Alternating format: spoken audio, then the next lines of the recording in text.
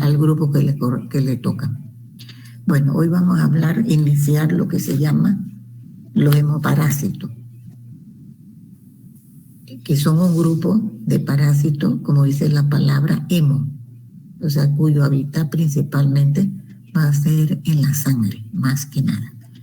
Entre estos dos grupos que vamos a conversar, ¿verdad?, en el día de hoy, el grupo de Babesia y el grupo de Plasmodium.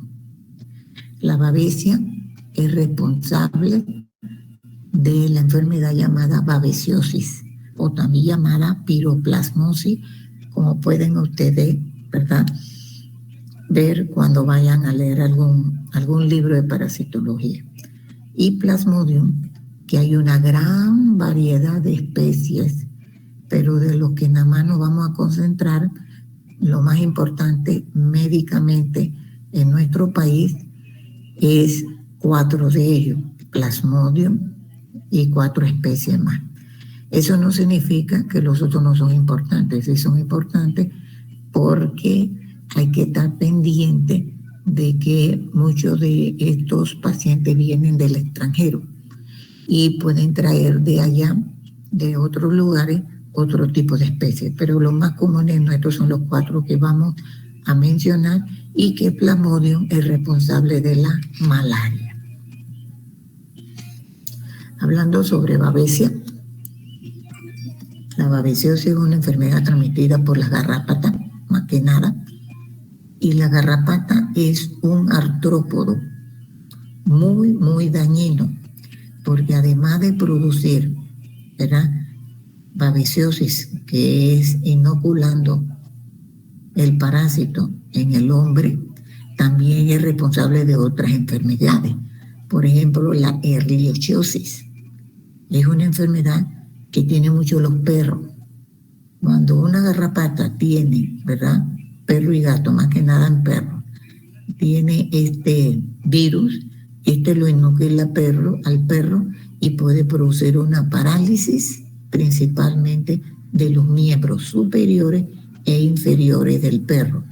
Lo deja prácticamente paralítico, pero el perro no pierde la ganas de comer y está alerto, pero sí tiene problemas, ¿verdad?, porque este virus llega a nivel del sistema nervioso central produciendo este tipo de parálisis.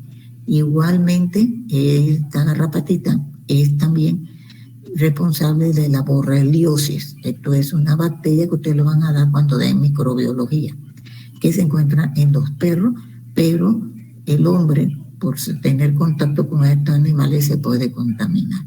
Como otras enfermedades que ustedes ven aquí, micoplasmosis, que es un hongo, también la garrapata puede transmitirlo, ¿verdad? Y que lo importante es que tengan pendiente que solamente la garrapata no va, ¿verdad?, a ser causante de la enfermedad que vamos a hablar hoy de babesiosis.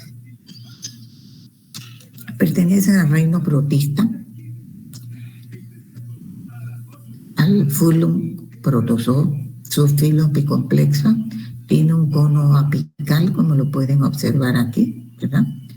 Subclase Coccidea, o sea que ellos forman parte del grupo de los coccidios. Acuérdense que ya venimos hablando de los coccidios de la clase anterior, que hablamos de los coccidios, ¿verdad?, de intestinales y los coccidios tisulares. Hoy vamos a hablar coccidios, ¿verdad?, de la sangre. Piroplasma, ¿verdad?, babesiosis, la babesia, y el grupo de la clase Telostorea, que es Plasmodidae, y que es Plasmodium, que vamos a dar, ¿verdad?, la malaria. Hablando un poquito de la babesia, fue por primera vez reconocido por el parasitólogo rumano Babes en 1888, ¿verdad?, cuando estaba manipulando la sangre de ganado vacuno. Posteriormente, en 1957, por primera vez, ¿verdad?, se reportó el primer caso humano en Yugoslavia. Acá en América, para 1966, se detectan los primeros casos, ¿verdad?, en humanos, de las cuales, en general, de acuerdo a la Organización Mundial de la Salud, existen 20 especies. 5 atacan ganado vacuno. de estas especies. Como dije, son parásitos esporozoarios de eritrocito. Su hábitat es en el eritrocito. Y aquí el hombre, como mencioné anteriormente, en muchas de las parasitosis que mencionamos y de otras enfermedades causantes por la garrapata, el hombre es un huésped accidental. ¿Alguna pregunta, duda hasta aquí? A ver. Comentario.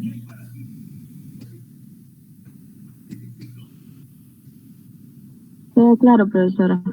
Bueno, gracias María. Seguimos. El agente etiológico, ¿verdad? El género y la especie, ¿verdad? Babesia divergens, hay Babesia mayor, Babesia argentina, Babesia bovina y Babesia bigémina. La Babesia divergens se encuentra principalmente ubicado en Europa. La Babesia mayor se encuentra en otros lares como África, Rusia y Europa.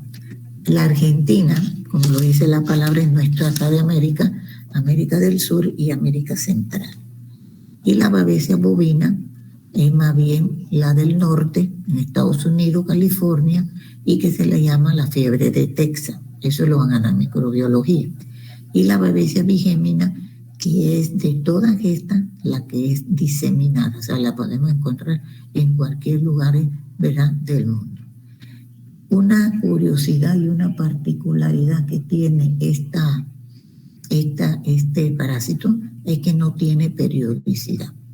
Su periodo de incubación va de 8 a 15 días.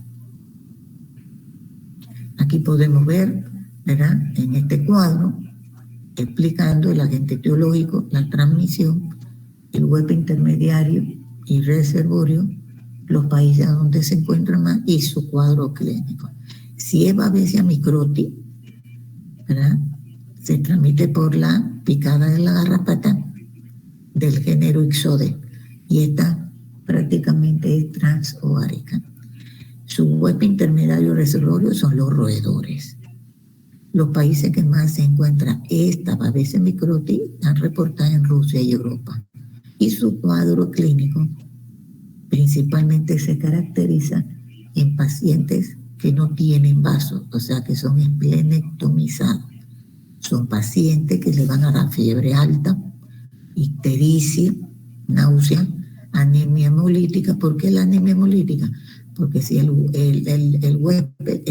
si el parásito tiene su hábitat en el eritrocito, lo va a destruir y va a producir una anemia. Por eso la anemia hemolítica. Hepatomegalia, va a haber aumento del tamaño del hígado, fatiga, artralgia, debilidad, dolores articulares, dolores de los músculos, hemoglobinemia, va a haber aumento de las enzimas a nivel del hígado porque va a atacar el hígado y también va a haber, aumento de la creatinina. Esto es Babesia microti que se encuentra, en Rusia y Europa. Aquí en América está la Babesia bovina, está la divergens y está la bigémina. Y también la encontramos la Babesia mayor. Aquí el tipo de garrapata es diferente. El género aquí es Bifófilos. Entonces, el huésped intermediario reservorio son el ganado. Los países que vamos a encontrar más frecuentes de tener estos, esta parasitosis, se han reportado casos en California, Georgia y en México, cuyo cuadro clínico, como pueden observar, es diferente al cuadro clínico que se presenta en Europa y Rusia. Aquí son pacientes que tienen vaso normal. Va a haber hepatoesplenomegalia, va a ser los síntomas muy parecidos a los esplenectomizados, pero van a estar más intensos. ¿Por qué? Porque si yo tengo el vaso y tengo, estos órganos intactos, yo voy a producir más inmunoglobulina, voy a producir más anticuerpos y la respuesta inmune va a ser mucho más intensa. Por consiguiente, los síntomas y signos van a ser más importantes. Entonces, esa es la diferencia entre el cuadro clínico, de la transmisión por la garrapata género Ixodes y la garrapata de género Bophelus, acá en América. Es una zoonosis emergente. ¿Por qué zoonosis? Porque se encuentran, ¿verdad? Los animales lo transmiten. Áreas endémicas son aquellas donde las personas van a manejar animales domésticos. Por ejemplo, contacto del hombre con el ganado, caballo, perro, gatos, y que esto también se puede presentar en animales silvestres, principalmente en las ratitas y ratones. Suele ser erróneamente etiquetada como malaria resistente al tratamiento. O sea, como el comportamiento a la final de esta parasitosis es muy parecido a la acción de la misma malaria que vamos a dar, que cuando se le da el tratamiento es muy resistente y entonces se confunde, ¿verdad?, con malaria. O sea, que un diagnóstico diferencial tenemos que pensar en malaria.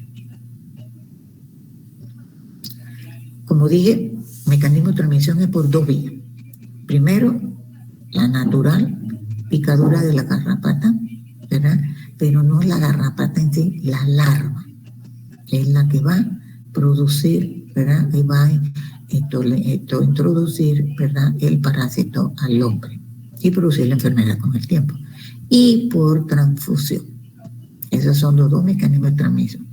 Existen otros vectores como picadura de mosca y las secreciones de los animales que pueden transferir sangre de un portador infectado, por ejemplo, un animal o el hombre, susceptible y está involucrado en la transmisión de estos parásitos. Esto se puede dar. Aquí podemos ver la morfología. Dentro del glóbulo rojo, como pueden observar aquí, estos glóbulos rojos que están aquí están intactos, ¿verdad? Pero este no. Este está parasitado. Pueden observar, ¿verdad?, que se dividen en 2 y 4 merozoitos, ¿verdad?, apimentados de forma piriforme y redondeada. Eso, los detalles morfológicos los van a dar en laboratorio. Aquí van a formar pequeños anillos dentro de los eritrocitos y que son muy parecidos, como vamos a ver ahora en malaria, a la malaria producida por Plasmodium falciparum. Babesia, ¿verdad?, va a parasitar principalmente los linfocitos, los histiocitos y los eritroblastos, que son, ¿verdad?, forman parte de, ¿verdad?, a donde va a tener la acción el parásito. Aquí podemos ver la evolución de cómo se presenta. Aquí primero un anillo con un trofozoito, verlo aquí adentro, ¿verdad? Luego aquí esto se divide en pares de merozoitos. Y por último, muy característico, y se puede hacer la identificación y diferenciación. Cuando vean una placa, es esta, la maltés de Cruz, que es una tétrada. Y aquí hay diferentes formas que empieza, ¿verdad?, esta maltés de Cruz a dividirse. Luego hay merozoitos, una gran cantidad, la cual en un momento dado se revientan, no caben, y van a ir a circulación para ir invadiendo otros eritrocitos sanos.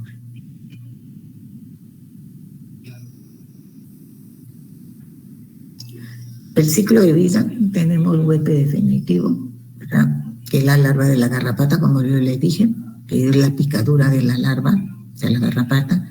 El huésped invertebrado son las larvas que se alimentan de sangre del roedor infectado con babesia. Ese es el invertebrado. Luego la larva en la garrapata va a subir dentro varias metamorfosis que son estadios de ninfa, que se encuentran ubicadas principalmente a nivel de las glándulas salivales, que es cuando la garrapata entonces pica al hombre sano y le transmite el parásito y con el tiempo la enfermedad. Muy importante recordar esto. La fase adulta de la garrapata no infecta. La que infecta es la larva de la garrapata. El huésped occidental, como venimos mencionando, es el hombre, ¿verdad?, que se alimenta de sangre. Esta garrapata y va a invadir en el hombre los eritrocitos. lo cual lo va a transformar, como ya vimos en la imagen anterior, la forma de cruz de Malta, o también llamada células en flama, que no son más que dos trofosoditos que están unidos en un extremo. Ya lo verán en laboratorio ya con imágenes más claras. ¿Cuál es el tipo de reproducción que se lleva esta parasitosis? Es ala sexual, es decir, fisión binaria, ¿verdad?, en el eritrocito. Antes de entrar al artículo, observemos aquí los dos tipos de garrapata. Mencionamos que en Europa y en Rusia se encuentra, ¿verdad?, el género Ixotidae. Estas son estas. Y acá en América encontramos el género Bófilos. Esto es acá en América. Aquí podemos observar, ¿verdad?, en ambas láminas el ciclo biológico, cómo se desarrolla la parasitosis. Desde que la larva pica al hombre sano, que sería una manera accidental, que se contamina el hombre, y la evolución de esto dentro del organismo del hombre.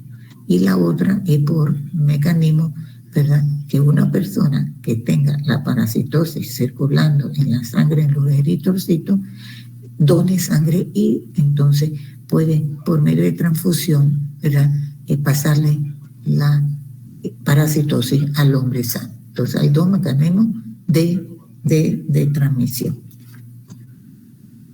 Hasta ahí estamos claros.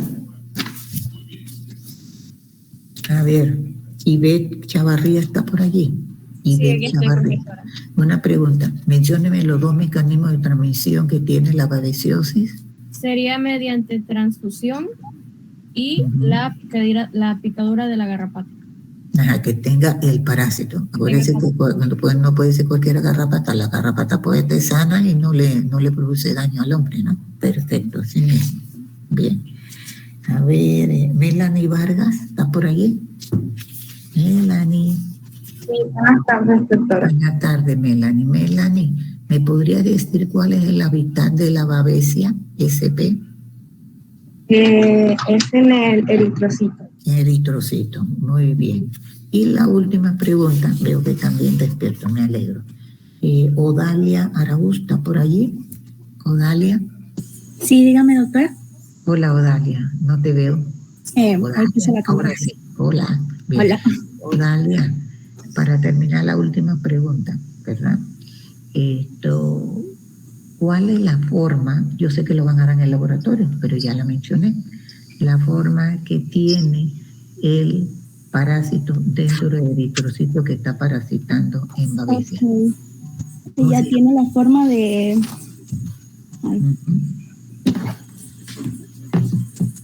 ¿Qué forma tiene? De cruz de Malta. Exacto, cruz de Malta. Muy bien, continúa. Gracias. Bien. Aquí están las etapas en el roedor. Empezamos con los esporozoitos.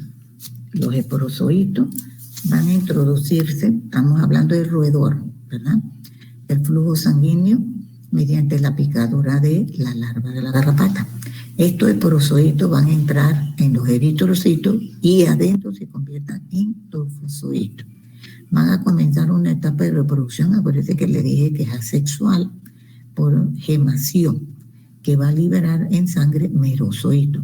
Cuando el eritrocito se llena de tantos parásitos, entonces se revientan y salen los merozoitos.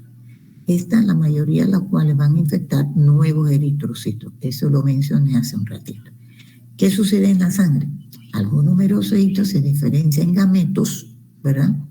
O sea, no van a infectar inmediatamente eritrocitos. Unos se quedan circulando, que se transforman o se diferencian en gametos masculinos y femeninos, ¿verdad?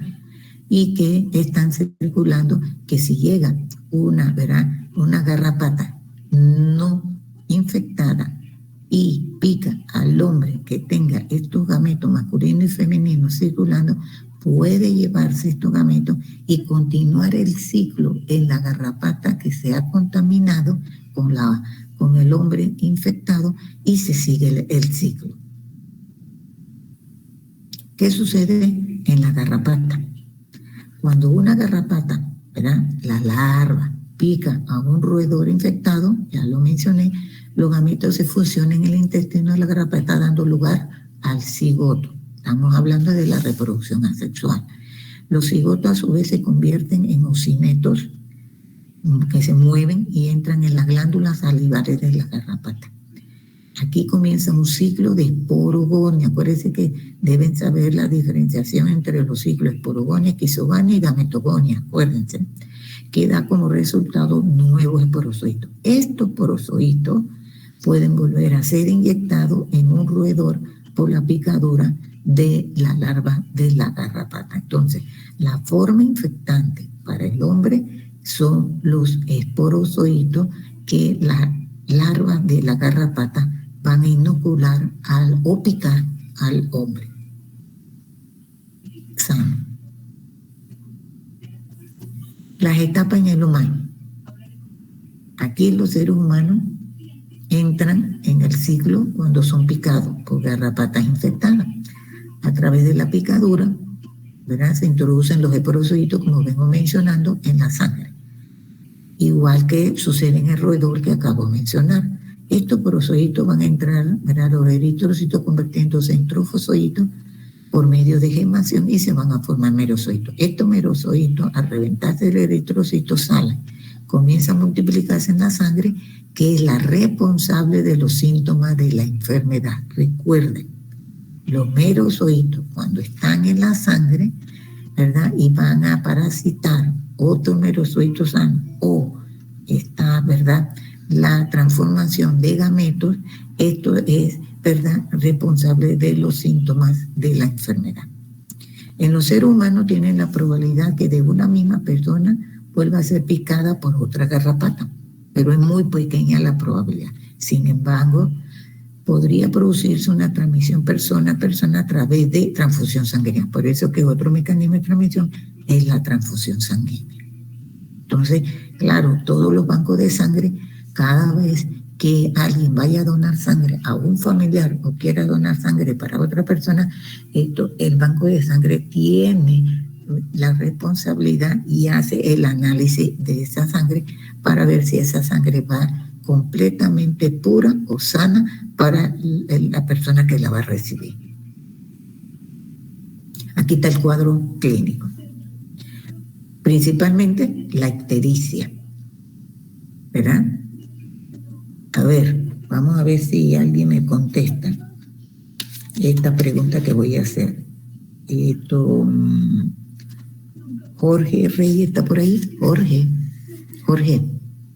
¿Se me escucha, profesora? Bien, buenas tardes, Jorge. Te pregunto, ¿por qué en esta parasitosis puede haber ictericia? Analiza la situación, todo lo que he conversado, lo que hemos visto. ¿Por qué ictericia?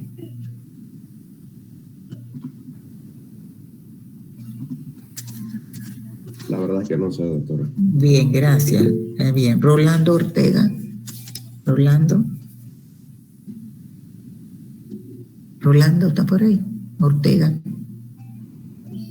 A ver, Josué Cubilla, que está levantando la mano, dime. Sí, profe.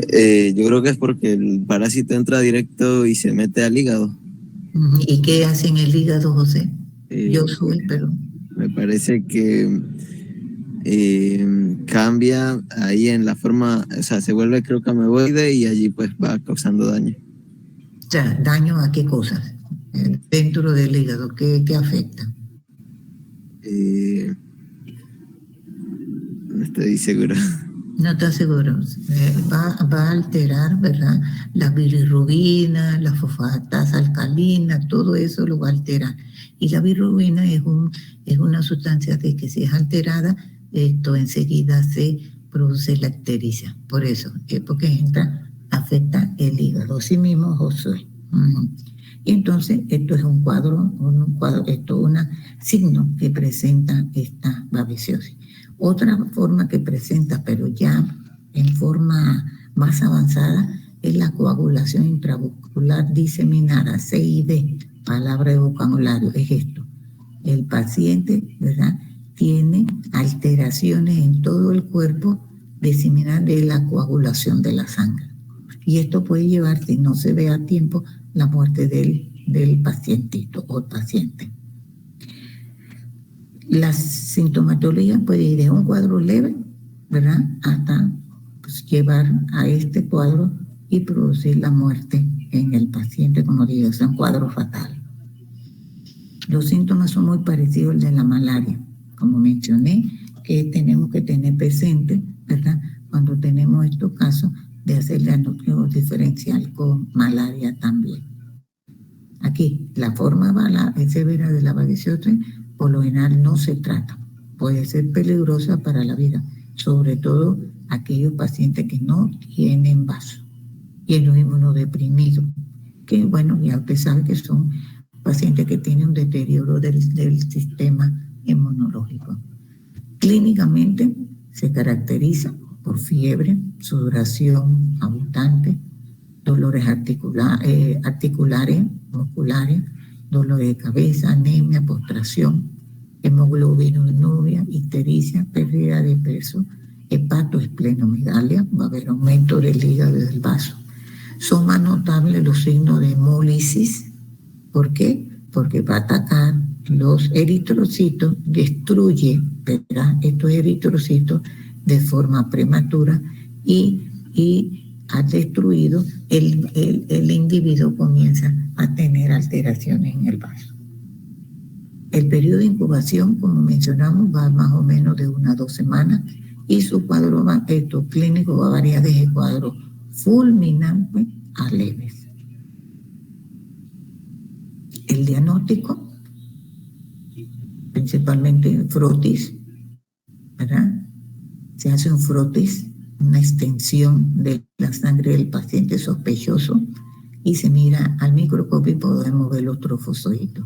Y ahí podemos ver si el paciente está infectado, el cruce Malta, la imagen, esa característica que les mencioné. Hay otras pruebas que se utilizan, pero son más de laboratorio, como el GORDA, la inmunofluorescencia, la prueba de ELISA. Aquí el diagnóstico más sencillo para esta parasitosis es por medio de frotis sanguíneo. Diagnóstico diferencial, como dije, en la malaria, ojo, con una prueba cruzada. Y el tratamiento para esta enfermedad es cloroquina, pentamina, hay que tener cuidado porque es un medicamento tóxico, y muchas veces cuando el cuadro es leve, el paciente puede recuperarse espontáneamente. Si hay una parasitemia alta, o sea que hay una gran cantidad de parásitos que están destruyendo, pero a varios eritrocitos, entonces sí es necesario hacerle una exsanguínea transfusión al paciente, urgente. Otros medicamentos que se pueden utilizar y que están en la literatura es la clindamicina y la quinina. Vamos a ver. Paulette Rodríguez está por ahí. Paulette. Buenas tardes. Hola, Paulette. Paulette, una pregunta. ¿A dónde mencionamos anteriormente la clindamicina? ¿A dónde?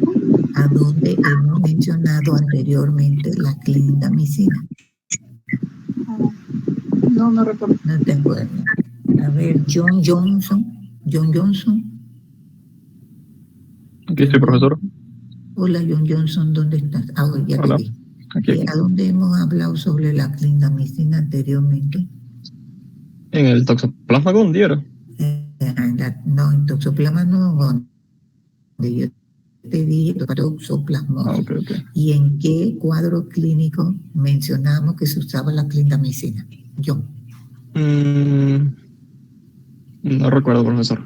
No te acuerdas. A ver, Ángel Concepción. En la toxoplasmosis ocular. Exacto. Ángel, pregunto, ¿qué otro nombre tiene la clindamicina? Creo, no recuerdo. ¿No te acuerdas? ¿Alguien recuerda? Ángel. Bueno, Ángel acaba de levantar la mano. ¿Nadie recuerda cómo se llamaba la clindamicina? ¿Otro nombre genérico? Era Galacin-C.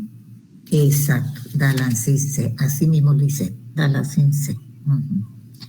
Aquí tenemos la forma de diagnóstico de laboratorio. Mírenlo, Cruz de Malta.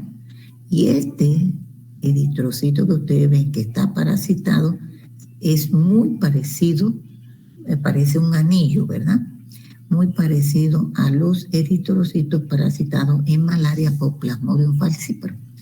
Retengan esta imagen y se van a dar cuenta más adelante cuando vamos a conversar sobre malaria. Y los demás eritrocitos, como pueden ver, están bien, ¿verdad? Y según la literatura, relacionan esta cruz de Malta, ¿verdad? O células en flama, como si fuera esta hoja de trébol. Dicen que es similar a la forma de la hoja de trébol. Olviden. ¿Pregunta? ¿Duda hasta aquí?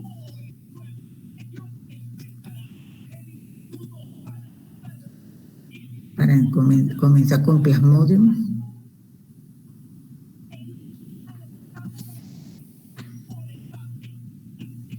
Creo que no hay dudas, profe. Bueno, seguimos. Gracias, Melanie. Melanie fue la que me contestó, ¿verdad? ¿O fue Jamie? Bueno, seguimos. Muy bien, gracias. Plasmodium es el género, ¿verdad? Y aquí están los países. Esto aquí es un mapa mundi. Los lugares que en América donde de color rojo donde más se encuentra la malaria. Y aquí, ¿verdad? En Europa y en África. Pregunto, a ver, esto no voy a, lo dejo abierto. Nosotros últimamente estamos viendo en la noticia que tenemos varios casos de malaria. ¿En qué área de la República de Panamá están diciendo que tenemos malaria, verdad? En el país. ¿Alguien sabe? ¿Alguien ha escuchado? A ver, Kevin Miranda. En las comarcas, en Cunayala y Nuevo por lo general hay más casos, están más concentrados. Ajá. Caitlin, ¿ibas a decir algo? Siga Farmer. Profesora, yo vi un cuadro que hay aproximadamente como 800 casos de malaria a nivel nacional en casi todas las provincias. Sí, pero están ubicados, sí, hay, pero que se está regando, pero se están ubicados, hay lugares donde se están concentrando más. A ver, Flora Aparicio, ¿quiere participar? Dígame, mi niña. Sí, profesora, en Cunayala, en Panamá Este, en Darién y en la comarca Nove Bugle son los 4 lugares con principales. Exacto. Así, en forma general, sí. Ahora te pregunto, Flor, en Panamá Este, ¿en qué lugar mencionaron a dónde se encuentran los mayor caso? A ver si alguien escuchó. Panamá Este, ¿qué lugar? María Isabel López. Me parece que en Chepo, doctora. Bueno, Chepo hay, pero el lugar que dijeron específicamente fue San Miguelito. San Miguelito, así mismo, Flor. San Miguelito, fue San Miguelito, exacto. Bueno, por lo menos están oyendo las noticias y eso es importante. ¿Qué otro ya no es parasitosis, pero qué otra enfermedad también se está presentando mucho en Panamá, últimamente, además de la malaria? Leishmaniasis. Bueno, eso fue hace ratito, Catherine, con suegra. Hay otro que es el dengue. El que, ¿cómo se llama? Recientemente lo están diciendo en las noticias. Dengue. Fiebre amarilla. Paulette, dime, te vi. Fiebre amarilla. No, fiebre amarilla no tenemos, ni Dios lo quiera, Paulette. Paulette, la fiebre amarilla todavía no la tenemos, está en Colombia y ojalá que no, porque si no estamos en Bosnia. ¿Quién más? ¿Quién más? A ver. Malaria. Bueno, ya estamos hablando de eso, de la malaria. ¿Quién habló de dengue por ahí? De iris. Ah, de iris, sí, el dengue. Esas son las dos enfermedades que esta semana están saliendo en las noticias, dengue y malaria. Entonces aquí tenemos pues Phylum Protozoo, subfilo apicomplexa, ¿verdad? El orden Haemosporidae, familia Plasmodidae. Y aquí están las especies que le mencioné, que hay tantas especies, pero nada más vamos a hablar de 4, que son más importantes. Plasmodium vivax, Plasmodium malariae, Plasmodium falciparum y por último, Plasmodium ovale por el tránsito de las personas que vienen, ¿verdad?, de África hacia Panamá. Tiene varios sinónimos. En los libros dicen, paludismo le llama enfermedad de los palos, porque ellos decían que la gente, las mujeres principalmente, iban a lavar, ¿verdad?, en los riachuelos, en los ríos, en las quebradas y entre los palos, en ciertas épocas del año, principalmente en invierno, se criaban los mosquitos y picaban a la gente. Por eso se le llamaba enfermedad de los palos. La malaria también se le llama malaire. ¿Por qué? Porque hay ciertas épocas del año en donde hay corrientes aire fuertes y entonces se llevaban estos, ¿verdad?, mosquitos de un lugar a otro y estos, ¿verdad?, picaban a la gente. Por eso le llamaban malaire. También se le llama fiebre intermitente, fiebre de los pantanos, fiebre de aguas negras, fiebre con escalofrío, fiebre de Chagres, fiebre palutre y fiebre de la costa. Aquí, ¿verdad?, son características propias de cada una. Plasmodium vivax tiene los merozoitos, la diferenciación entre ellos es de acuerdo a la cantidad de merozoitos esquizontes y los gránulos de pigmento. Acuérdense que los gránulos de pigmento son, ¿verdad?, si en Plasmodium vivax es chufne, se llama. Si es malaria se llama sieman, y si es Plasmodium falciparum se llama maure. O sea, estos nombres van de acuerdo a los investigadores que lo descubrieron. Por eso tienen el nombre de cada uno de ellos. Y aquí la cantidad de merozoitos. Vivax tiene entre 18 y 28, malaria de 6 a 12 y falciparum de 12 a 56. En cuanto a su etiología, son causantes de paludismo y son hemoporidios y parasitan células sanguíneas, o sea que su huésped hábitat es los eritrocitos y los tejidos de mamíferos. Existen más de 150 especies, de las 4 son los únicos que vamos a conversar, que son más de importancia médica para nuestro país. El hombre, recuerden, es el único reservorio y huésped intermediario en la cual se lleva a cabo la fase sexual.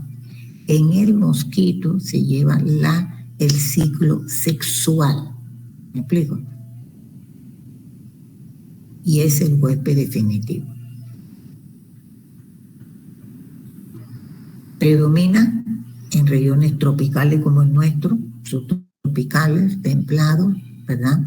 Y otros lo han erradicado del todo. Por ejemplo, el país de Uruguay es un país de América Latina el cual ha erradicado totalmente la malaria. Eso con su vigilancia epidemiológica y la constante, ¿verdad?, control han podido erradicarlo. Los transmisores, el principal transmisor es el anófeles, que comúnmente nosotros le llamamos zancudo. Ustedes ven que en el interior los abuelos y las personas a veces dicen en la tarde, hora de la tarde, oye, cierra la ventana que nos van a picar los zancudos. Ellos se refieren, ¿verdad?, principalmente al anófeles y que produce, ¿verdad?, si está infectado, la malaria. En América Latina hay una gran cantidad de anófeles. Está el Quadrimaculatus. El de Panamá se llama Anófeles albimanus, que ese es el nuestro. En otros lados, como en Perú, Chile, Argentina y México, existe el Anófeles pseudopuntipeni, entre otros. El Aquasale se puede encontrar desde la costa atlántica hasta el sur de Brasil. Hay ciertas consideraciones epidemiológicas, la cual hablamos de la malaria. Son 4. Primero, la especie del mosquito, que significa cuánto y si son vectores de plasmodium. Acuérdense que no todos los mosquitos ahora van a decir que porque pica uno ya uno va a tener malaria. Eso depende del mosquito, si está infectado o no, ¿verdad? Condiciones climáticas locales y condiciones geográficas e hidrográficas permiten el desarrollo de los anofelinos. Tiene que ver un clima templado, como dijimos, subtropical, época de lluvia, ¿verdad? El clima es importante para su procreación. El otro factor es la prevalencia de la infección del hombre. O sea, que el hombre esté susceptible a tener la infección siempre y cuando el mosquito infectante tramite el parásito. Y por último, la presencia de la población susceptible. En este caso, serían, ¿verdad? Tienen que ser huéspedes nuevos. Hablemos un poquito sobre la presencia del mosquito.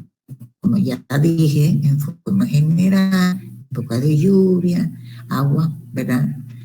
Suficiente para cría de mosquitos. Debe haber una facultad de hibernación de esto. Debe ser efectivo como vector y el hombre como fuente de alimento. Y la cantidad de esporozoitos por picada que dé el mosquito es importante. Y la disponibilidad que existen los hombres como donadores o focos de la enfermedad. Sobre establecer la prevalencia e intensidad de la enfermedad, estadísticamente, a nivel mundial, todos los países llevan, ¿verdad?, una estadística, pues tienen que reportarlo a nivel de la Organización Mundial de la Salud para que esta Organización Mundial de la Salud tenga un control, ¿verdad?, y sepa cómo están, ¿verdad?, los países a nivel mundial sobre la malaria. Estas estadísticas pueden llevar un control de la morbilidad y la mortalidad. Existe el índice esplénico, que es el más importante de todo. Está el índice parasitario, está la densidad de mosquitos y frecuencia de infección de ellos, las características del medio en relación con la transmisión. Y platiquemos un poquito cada uno de ellos, pero principalmente el más importante sobresaliente, que es el índice, ¿verdad?, esplénico. Importante en el grupo humano, aquí los vasos, esplénico viene de vaso, toman el tamaño de los vasos en los pacientes afectados. Si el vaso es grande, corresponde a una infección por Plasmodium vivax. Si los vasos en esos pacientes, de acuerdo al estudio, son pequeños, la infección es por Plasmodium malariae. Y esto es muy frecuente más en jóvenes. El índice esplénico en niños va entre las edades de 2 y 9 años. En los adultos es útil para hacer la diferenciación, principalmente el aspecto inmunidad global. ¿Para qué nos sirve este índice esplénico? De acuerdo a la Organización Mundial de la Salud, y ellos se basan en los datos en que para catalogar zonas endémicas. Ejemplo, si hay un rango que va de 0 a 10%, se dice que estamos en un área o zona hipoendémica. En esta situación está Panamá. Si va de entre 11 a 50%, entonces estamos en una área mesoendémica. Ejemplo, Colombia. Si está por arriba del 50%, es una área hiperendémica. Entonces aquí tenemos África. Pero si esto está constantemente a 35%, entonces estamos en un área holoendémica. Ejemplo, estas son las Filipinas. Por eso que el índice esplénico para la Organización de la Salud es muy importante para catalogar las zonas endémicas. El índice parasitario, como dice la palabra, parásito, es el porcentaje de prevalencia que hay en la sangre que muestran parásitos de malaria. Por ejemplo, la gota gruesa, positiva, de 2 a 9 años. Aquí los niños van a presentar índice parasitario superior al de adultos. ¿Por qué? Vamos a ver, voy a preguntar. A ver, Daniela González. Daniela. Hola, doctora. Hola, mi niña. ¿Por qué los niños presentan índice parasitario superior al adulto? ¿Por qué? ¿Tú qué crees? A ver. No sabría decirlo, doctora. Bien. A ver, Olmos, Nivia Olmos. Buenas tardes. Hola, Nivia. ¿Por qué? ¿Por qué?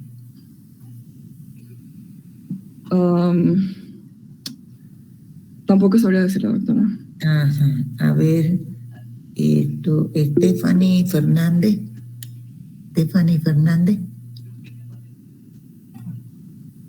¿Por qué? está Stephanie? Stephanie no está.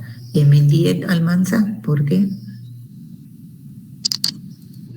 Porque los adultos tienen mayor inmunidad que los niños. Más alto que no te escucho, madre. Que los adultos tienen mayor inmunidad que los niños. Exacto, porque los menores de edad tienen menos inmunidad. El sistema inmunológico no está tan desarrollado como el adulto, así mismo. Y ahí estaba la respuesta en la diapositiva. Y lo último, otro aspecto es la presencia e intensidad de la infección en la anófila, del mismo vector. Aquí las hembras anófeles son las responsables de transmitir la enfermedad. Entonces ellas buscan ositos en el estómago y estos porosoditos en las glándulas salivales. El índice de transmisión, el porcentaje de los mosquitos infectados varían con la especie y la cepa del parásito. La susceptibilidad del mosquito y su proximidad en el hombre es muy importante. Para medir la infección de la malaria en una zona endémica es necesario usar los 3 parámetros. Situación de Panamá, ¿verdad? Menos por la actual, pero ahorita se ha desatado, ¿verdad? La malaria en Panamá, principalmente, como dijo antes Kevin, ¿verdad? En la comarca, y también lo mencionó otra compañera, en la comarca Gunayala, Nove Bugle, y otras áreas en el país. Relacionado a la inmunidad, hay una inmunidad adquirida en los adultos luego de una infección por paludismo.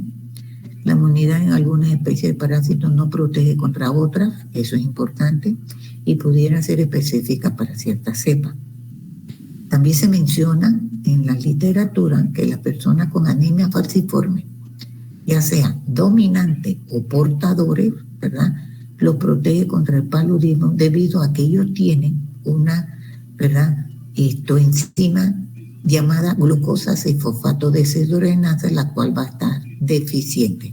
Acuérdense que esa enzima la estuvimos dando, ¿verdad? Le digo, estuvimos dando porque yo la di también en biología cuando dábamos el ciclo de Krebs, ¿se acuerdan? Que ahí se hablaba mucho de la glucosa 6-fosfato deshidrogenasa. La resistencia innata, aquí los eritrocitos van a contener cierta proteína receptora para la especie de Plasmodium. Ejemplo, en el caso de Plasmodium falciparum, está la glicofurina A y la banda 3. Y en el caso de Plasmodium vivax está el receptor, que es el factor Duffy. Es decir, que va a haber carencia y que al tener carencia, ¿verdad?, no va a tener resistencia a la enfermedad. ¿Pregunta? ¿Duda hasta aquí? A ver, chicos, ¿duda? ¿Pregunta?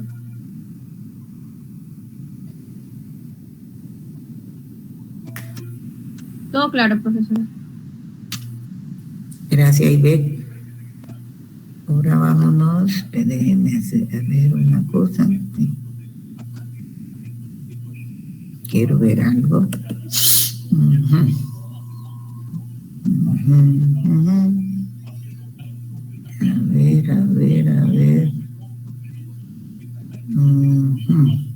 ver. A ver, ¿dónde me?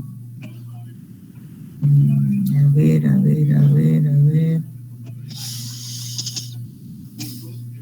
Bien, sí, vamos bien. Vamos a ver. Bien.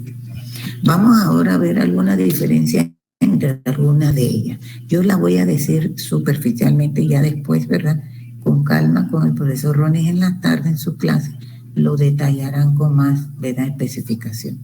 En el caso de Plasmodium falciparum, vamos a empezar por la falciparum. Es la más virulenta de las 4. Tiene lo mismo, ¿verdad?, prácticamente su hábitat y su medio de clima en los lugares estos siempre que hemos mencionado, todos los tiene igual. Fue descubierta por Alfonso Laveran en 1880, en donde observó los cuerpos en forma de semiluna creciente y algunos esclavelados. Ya, ¿verdad?, en 1897 descubierto por Welch Y un año después, Gracia y colaboradores, ¿verdad?, publican el ciclo sexual del mosquito. Esta, muy importante, falciparum, las infecciones que se van a encontrar en los eritrocitos van a ser doble o pueden ser triple, ¿verdad?, más de una forma anular en una célula. Y esto se le llaman trofozoitos. Por lo general, cuando el parásito, ¿verdad?, afecta al eritrocito, el eritrocito infectado va a tener, ¿verdad?, su tamaño normal. Además, si yo pongo un eritrocito normal en un lado y pongo un eritrocito infectado por falciparum, no va a alterar el tamaño. Ahora lo van a ver. Y este dato es muy importante. Como mencionamos antes, una de las proteínas que tiene que ver con falciparum es la glicofurina A, que permite al parásito entrar fácilmente al eritrocito y reconocerlo. Y la banda 3 que la mencionamos también, que son proteínas ambas de membrana o llamadas receptoras.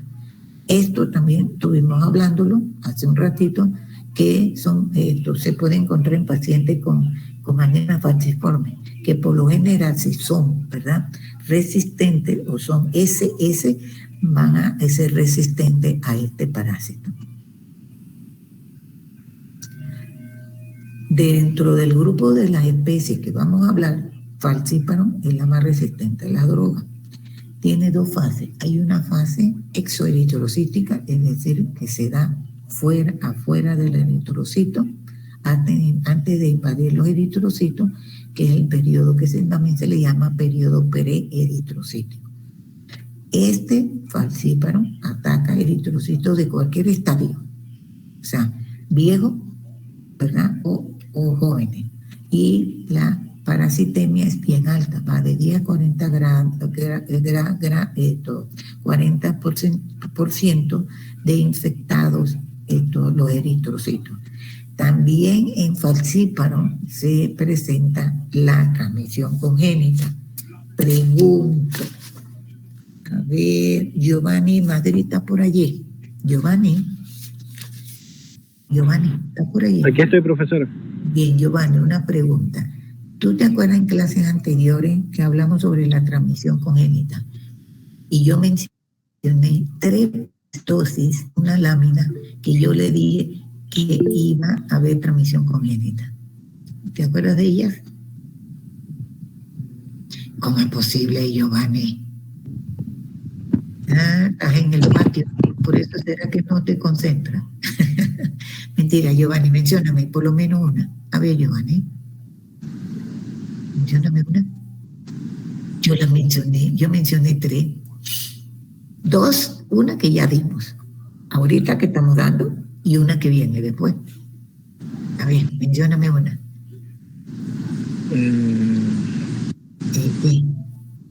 Yo, ¿con qué se coma ese? A ver, Orlando Rivera, ayúdalo. Dime, Orlando. ¿Cómo se profesor? Mencióname la parasitosis, Orlando, dime. Toxoplasma gondii. No, aguanta, Orlando, aguanta. Eso no es parasitosis. Toxoplasmosis. École, a ver si te acuerdas. Trypanosoma cruzi. No, ese no es parasitosis. Mencióname la parasitosis. Trypanosomiasis. Exacto, Orlando. Hay el otro Orlando que menciona. Bien. Y último, ahora la Plasmodium. Pero en malaria yo mencioné 2. ¿Cuáles mencioné? A ver, Rania. Falciparum y Vivax.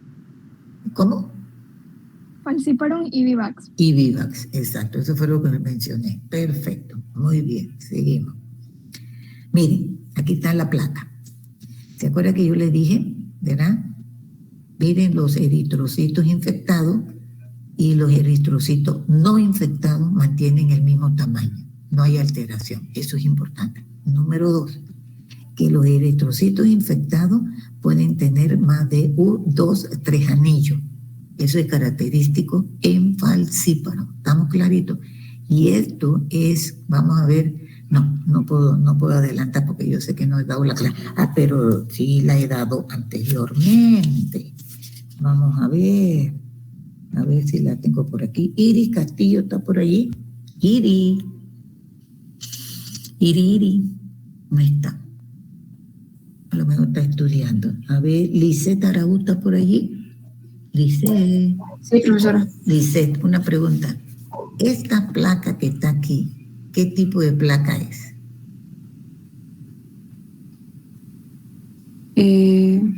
Ya la dimos. Es una manera de diagnóstico para toxoplasma. ¿Qué es un frotis? Para malaria. ¿Qué es? ¿Frotis? ¿Un frotis qué? ¿Cómo se come? ¿Frotis qué?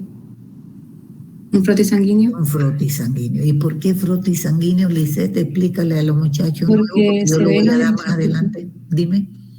Porque se ven los eritrocitos, no están deshemolizados. Exacto, porque los eritrocitos están íntegros y el parásito está dentro. Exacto, este es un frotis sanguíneo. Muy bien. Y este falciparum, Plasmodium falciparum, va a tener periodo de crudescencia. ¿Se acuerdan qué es periodo de crudescencia? ¿Alguien se acuerda? Y si no se acuerda, yo lo ayudo, ¿verdad? Periodo de crudescencia no es más que la reaparición de las manifestaciones clínicas en periodos cortos. ¿Estamos? En periodos cortos. Ahora vamos para atrás. Vamos a buscar atrás ahora. Y seguimos, ¿verdad? Muy bien. Entonces ya tienen la primera. Seguimos.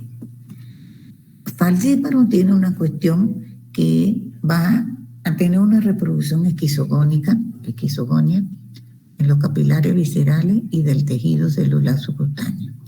Esto por lo general no tiene lugar en la sangre periférica, por eso solo se ve en la fase del parásito, en los trofosocitos jóvenes y en los gametocitos. Ya cuando hay casos graves, se aprecian las otras formas parasitarias en sangre periférica, fase esquizonte, y son muy parecidos a los de Plasmodium viva que vamos a ver. ¿Qué se caracteriza? Plasmodium falciparum de otra forma que podemos identificarlo, que va a producir una fiebre terciana maligna, que va a dar la fiebre cada 72 horas. Aquí el ciclo que lleva el falciparum es un ciclo sexual de 48 horas y los gránulos que van a presentarse en los eritrocitos infectados son gránulos de Maurer. Aquí tenemos la fiebre terciana maligna. Ustedes saben que cuando un paciente es hospitalizado, todo paciente se le toma la temperatura y se le lleva una curva térmica. Entonces, este es el primer día de fiebre del paciente, este es el segundo, tercero y el cuarto día. Entonces, ¿qué sucede? Sigamos la línea, ¿verdad? Empieza, primer día, comienza, ¿verdad? Los eritrocitos, los merozoitos, ¿verdad? Comienza a invadir otros eritrocitos. Segundo día, hasta llegar al tercer día, y estos se destruyen y salen dos merozoitos. Y luego se repite el ciclo, primer día, y así sucesivamente. Por eso se llama fiebre 1, 2, 3, terciana maligna. Pero esta fiebre, esto a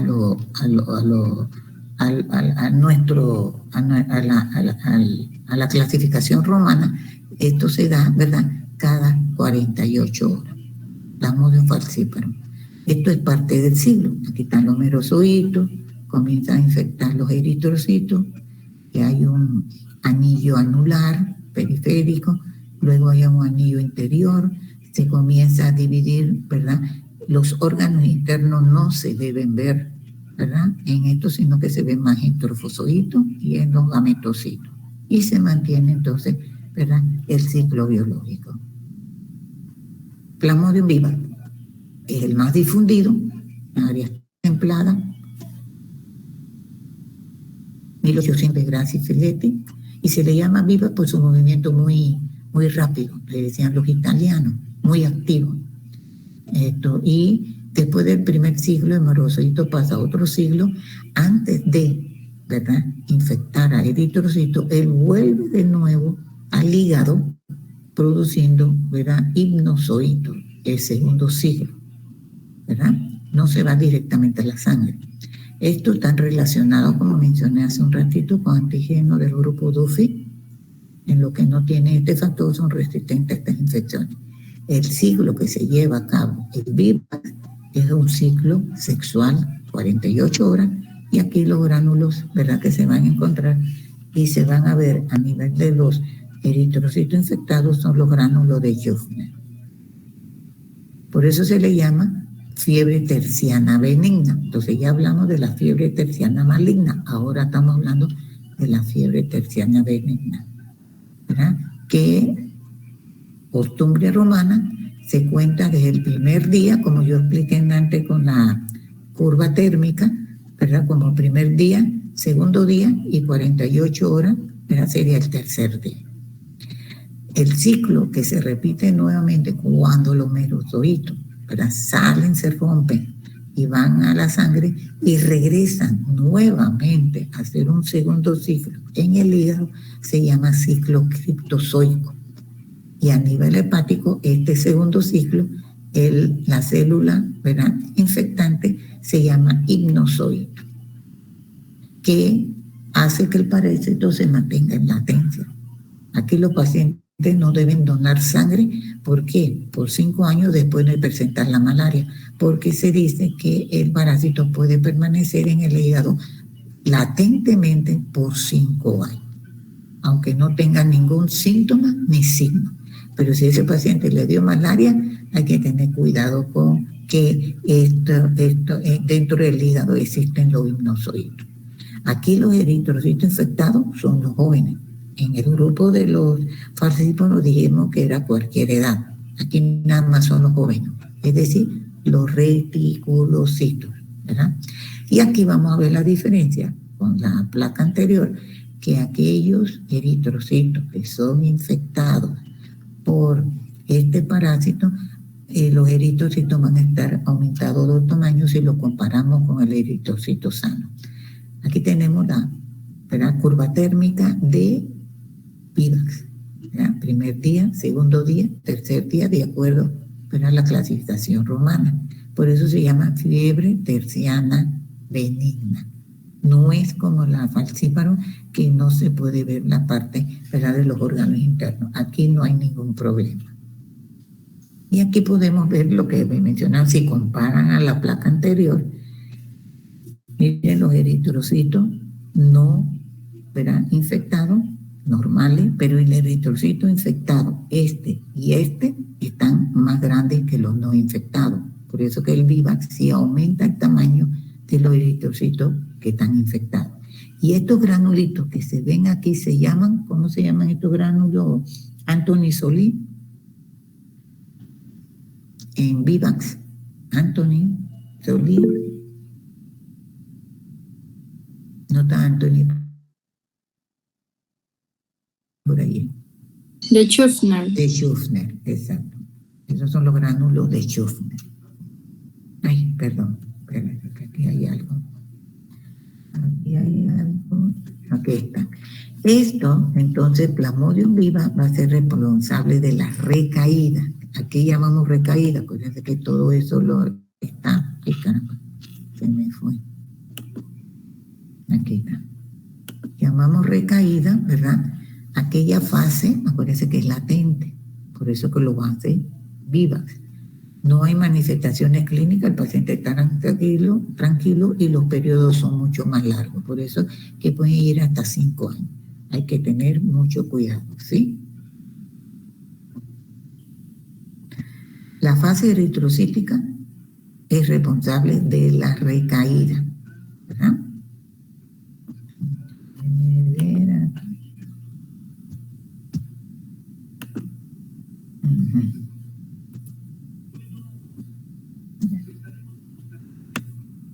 Uy, aguántate que se me...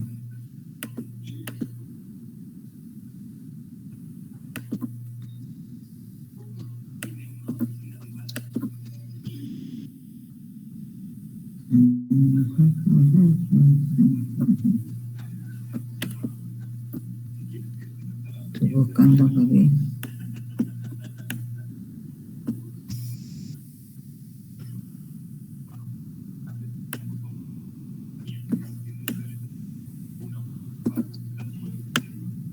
Ahí está. Bien.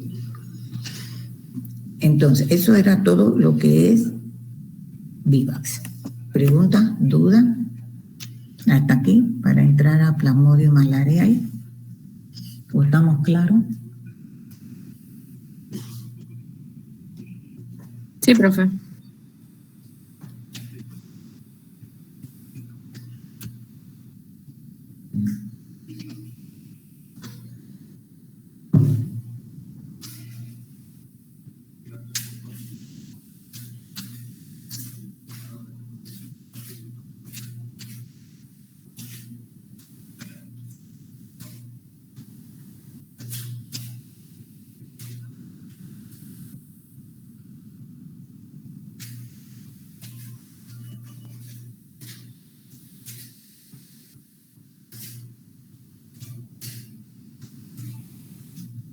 En un comentario seguimos. Acuérdense que me pueden interrumpir de acuerdo a lo que estamos exponiendo si no es tan claro, ¿sí? Entonces seguimos con malariae, que es el tercero, ¿verdad? Igual el clima, el hábitat, ¿verdad?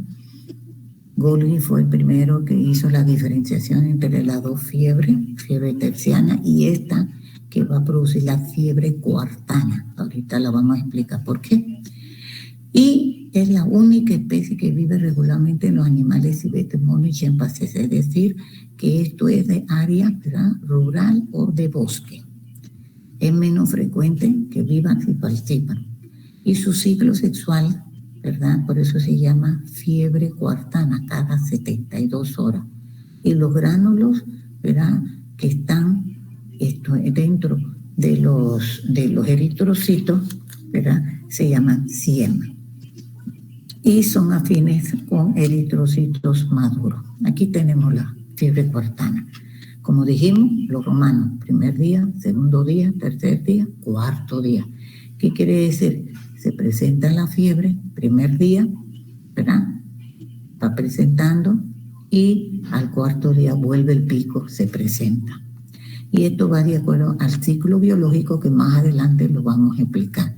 A donde salen los merozoitos, acuérdense que los merozoitos son los responsables de invadir, ¿verdad?, otro eritrocito o quedarse en la circulación formando los gametos o, en el caso de Viva, regresar al hígado produciendo, ¿verdad?, la fase latente o el ciclo criptozoico.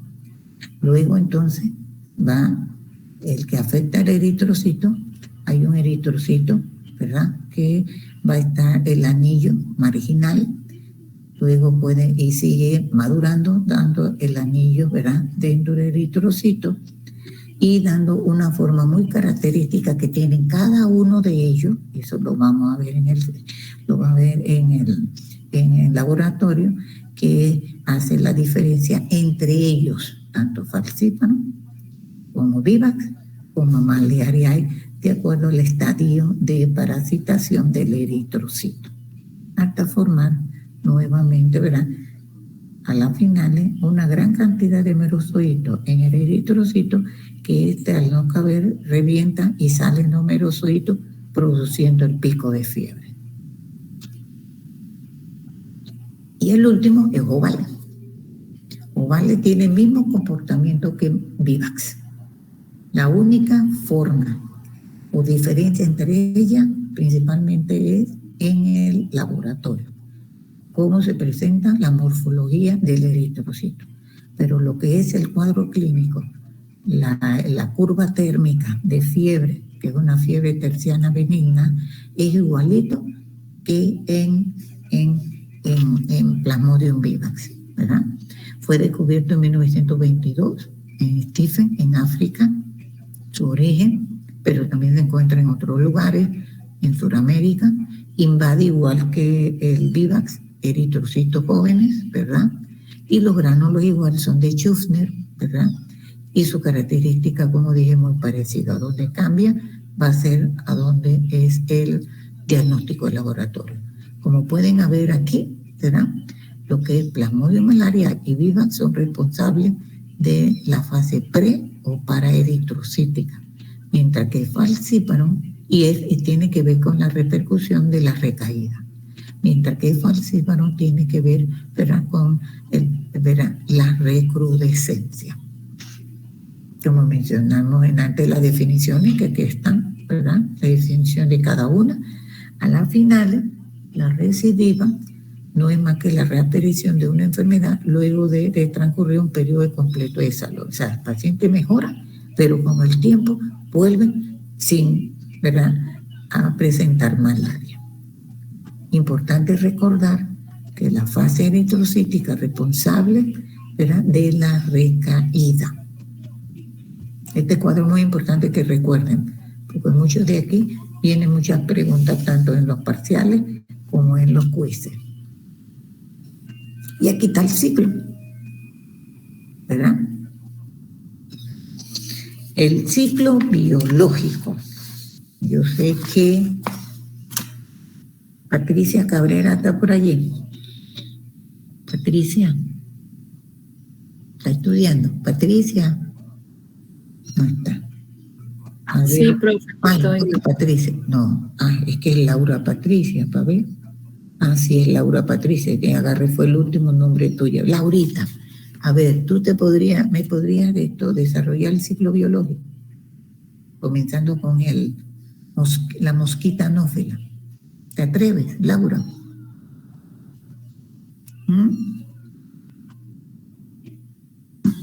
Sí. Guíate con las imágenes, presten atención todos, dale. Ok. Una mosquita virgen va a picar al hombre con malaria, en la cual va a poseer una circulación micro y de macrogametos. O sea que estamos aquí, ¿verdad? Bien. Ajá. Vale, sí. Luego se lleva estos microgametos y macrogametos y van a bajar por el estómago en la parte posterior del tórax. En el intestino, los micro y macrogametos van a entrar en maduración y se van a flagelar. Entonces, el microgameto masculino va a copular al microgameto femenino para dar a un osquimeto. Exacto. En el cual se va a transformar en osito. Luego, a nivel de las glándulas van a estar los esporozoitos, las cuales son la forma infectante en el hombre. Entonces, la hembra va a picar al hombre y esta entra los esporozoitos en el hígado. En el hígado van a llegar a los diferentes tipos de transformación hasta que se rompen en hepatozoitos y salen los merozoitos. Cuando llega los merozoitos, van a llegar a los eritrocitos, donde llega la mosquita y se infecta a picar a la persona. Para allí. Y vamos bien. Vámonos a esta fase. ¿Estás viendo? Aquí están los merozoitos, salen. ¿Y dijiste que hacen esos merozoitos? Infectan a la persona. No, infectan nuevos eritrocitos. Hasta ahí va bien. Y después, ¿qué hacen otros merozoitos? Forman los ositos. Y con los micro y macro que dijiste. ¿Y qué hacen otros eritrocitos? Merozoitos, perdón. Van a llegar donde la mosquita y se infectan. No. No sé. 3 caminos tienen. Y esto, mira dónde te estoy poniendo la flecha. Regresan al... No sabría decir. Y míralo, ¿a dónde regresan? Aquí te lo estoy poniendo. Regresan al hígado. Exacto. ¿Y quién es el que regresa al hígado? ¿Cuál especie? La esquizogonia. No, ¿qué especie es la que regresa al hígado? Especie de Plasmodium, ¿cuál? El Vivax, malaria, ovale o falciparum. ¿Cuál es la que regresa? Te ayudo. El Vivax. Vivax. Okay. ¿Te acuerdas que aquí se forma la fase latente?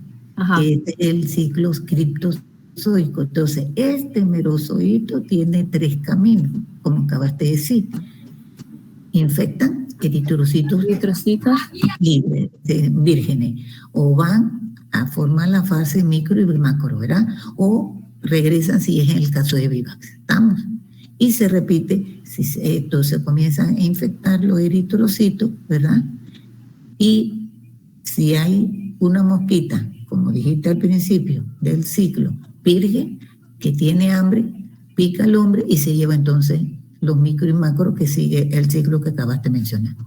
¿Estamos bien? Aquí fue la única parte. Acuérdate que tiene 3 caminos. ¿Ya? ¿Todos entendieron lo que acabo de hablar Laurita? Ese es el ciclo biológico. Entonces, con calma, van a repasarlo y en la próxima clase volvemos, ¿verdad? Y lo explicamos. Entonces, el huevo vertebrado aquí es el hombre, el huevo invertebrado es el anófeles.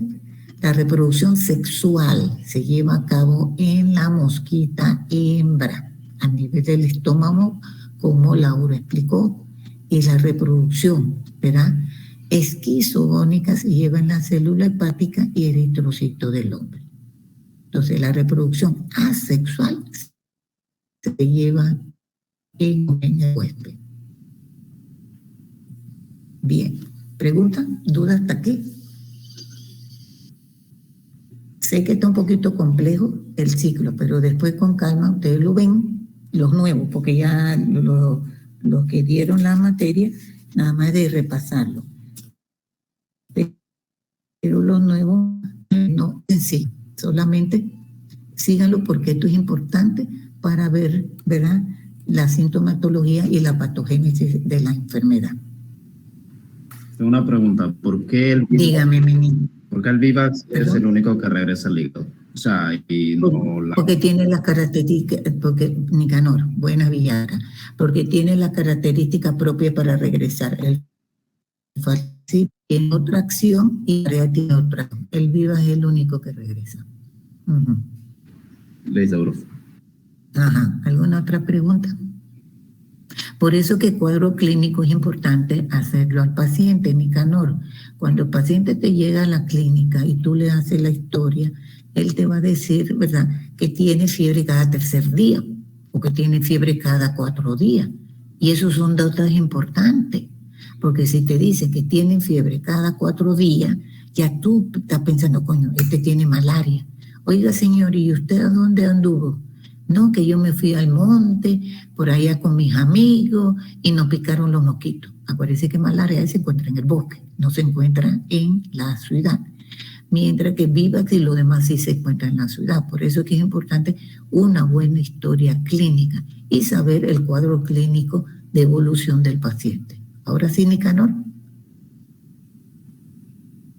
Sí, sí. ¿Alguna otra pregunta o duda?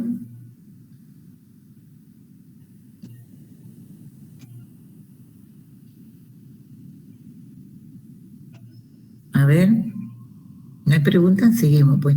Entonces, miren aquí. Aquí está la conclusión de lo que hemos mencionado.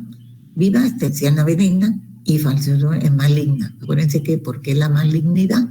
Porque es el único que al parasitar órganos internos, cuando hacemos el diagnóstico de placa o de algún laboratorio, no se ve. Si se llega a ver, quiere decir que está en la fase final. Y acuérdense que la terciana es cada 48 horas, cada 72 horas, y esta es exclusiva de malariae. Entonces es importante saber las características de tipo de fiebre de cada uno. El paciente mismo lo dice, ay doctora, yo estoy sudando cada 3er día. Ay, doctora, no tome porque a mí me da la fiebre un día sí, un día no. Eso es importante, hacer una buena historia, en este caso de malaria. ¿Sí?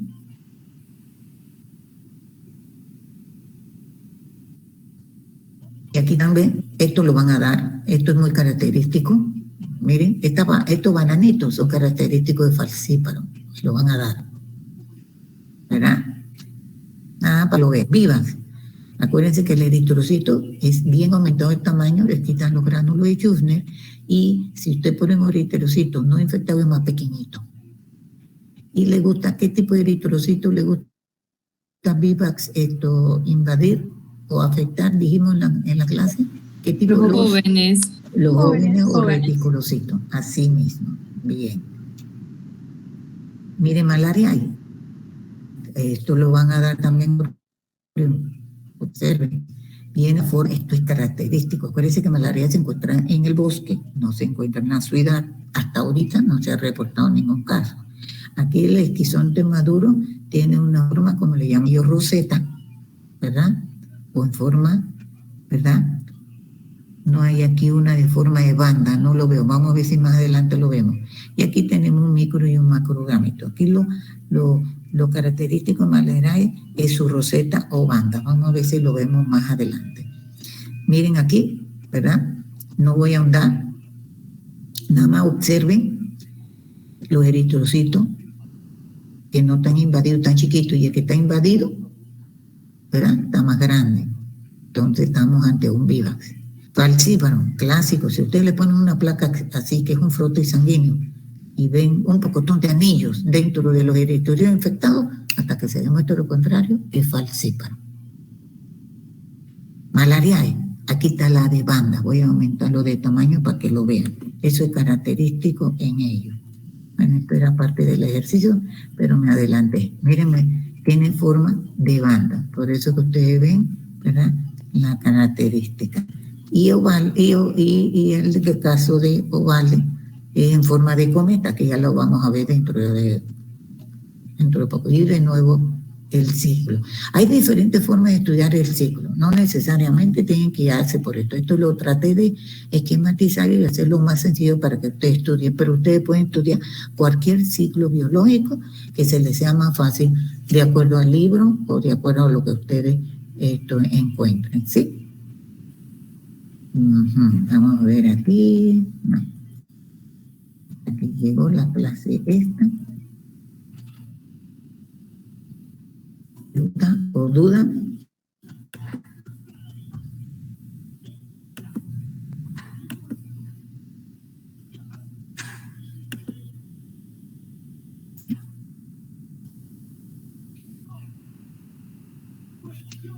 Ya lo vemos, ¿verdad? Que son los 4 que vamos a dar. Malaria falcíparo, que ya estamos hablando. Ya estuvimos hablando, ¿verdad? Aquí, ¿verdad? Agente infeccioso, ¿verdad? Agente etiológico, Plasmodium malariae, y están los años en que cada uno fue descubierto de acuerdo a sus autores, que ya lo hemos visto. Y el cuadro clínico, tenemos otra triada. A ver, vamos a ver si está Maciel Narváez por allí. Maciel. Dígame, doctora.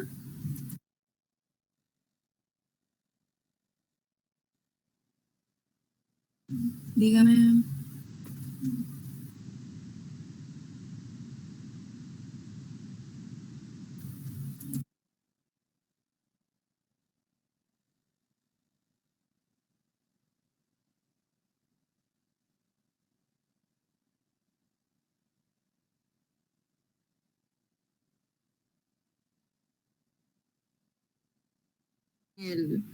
En el trabajo del caso clínico. Dígame. Es que aquí estoy revisando el trabajo y me sale que el resumen está arriba y lo último que se ve son las conclusiones y las referencias. Entonces no estoy segura qué se refería con que el resumen estaba abajo. En el resumen se habla del caso. Hay un resumen que está al final. Ese resumen tiene que ser de primero. Es que luego un resumen al final. Tipo, dice las conclusiones que habla de cómo se transmite la toxocariasis y las recomendaciones, que ya entiendo debería ser su propia parte, y luego están las referencias.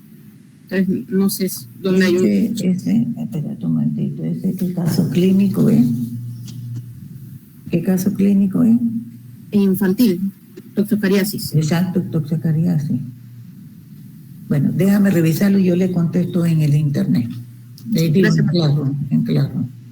Porque ahorita no puedo revisar, estoy tratando de sacar la clase. Hablé con Morales, ¿no? Valeria, ¿no? Sí, profesor. ¿Cuál es la tríada de toxoplasmosis? Hidrocefalia. Dale. Calcificaciones. ¿Qué calcificaciones? ¿Del pie? Y... Espérate, Valeria, ¿calcificaciones de a dónde? Tienes que decirme de qué a dónde. Cerebrales, intracerebrales. Perdón. Intracerebrales, ¿y qué más? Y... coriorrenitis. Corioretinitis. Tiene que ser específico, pues si ustedes no ponen bien correcto la respuesta, la tienen mala, aunque tengan dos buenas y una mala. Bien. Entonces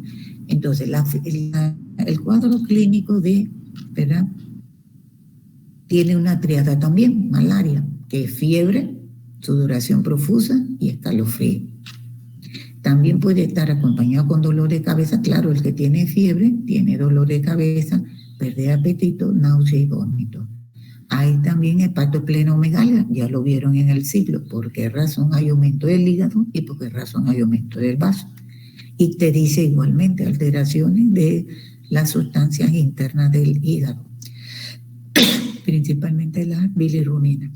Anemia leve, que va de leve a severa, ¿verdad? Encefalitis aguda, convulsiones, insuficiencia renal, fotofobia, mialgia, artralgia y muchas veces, en el caso de Plasmodium falciparum, la persona tiene, ¿verdad?, depone ese con sangre y puede llegar a un cuadro de coma. Eso lo hace Plasmodium falciparum. Hemozoína, también palabra de vocabulario, es un pigmento que lo forma el mismo parásito en la célula, lo cual es un derivado de la hemoglobina del huésped y por lo general se tiñe de oscuro.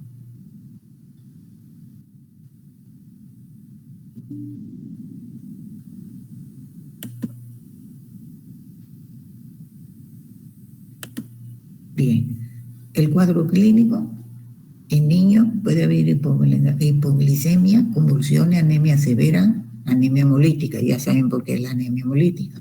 Hay deshidratación y la hipovolemia contribuye a la hipotensión y shock.